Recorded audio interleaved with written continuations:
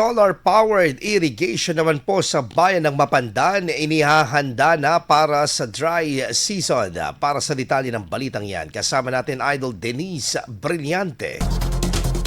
104.7 IFM Report.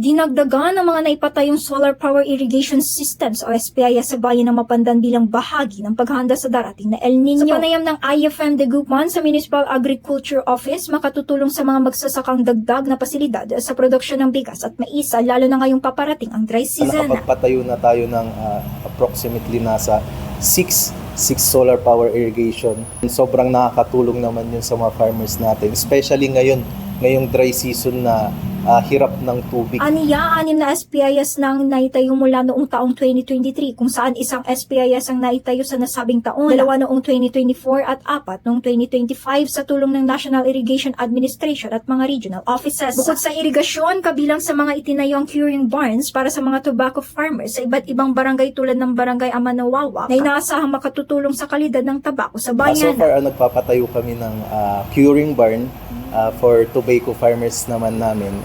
Tuloy-tuloy naman yung programa natin para tulungan ang mga tobacco farmers natin. Tumataas naman na yung excise tax natin, and yun yung ini-aim namin. Kaugnay nito, nagbigay din ang opisina ng pinansyal na tulong at traktora bilang suporta sa produksyon ng tobacco. Ayon sa Municipal Agriculture Office, bahagi ang mga proyekto ng pagpapalakas ng agrikultura at matugunan ang mga hamon sa produksyon sa bayan ng Mapandan. Para sa mga magsasaka po ng bayan ng Mapandan, maraming salamat po at walang sawang suporta po na binibigay po especially sa ating butihing Kasama mo mula rito sa IFM News Dagupan, ito si Idol Denise Brillante, Tatak, IFM. IFM News. IFM News. IFM News.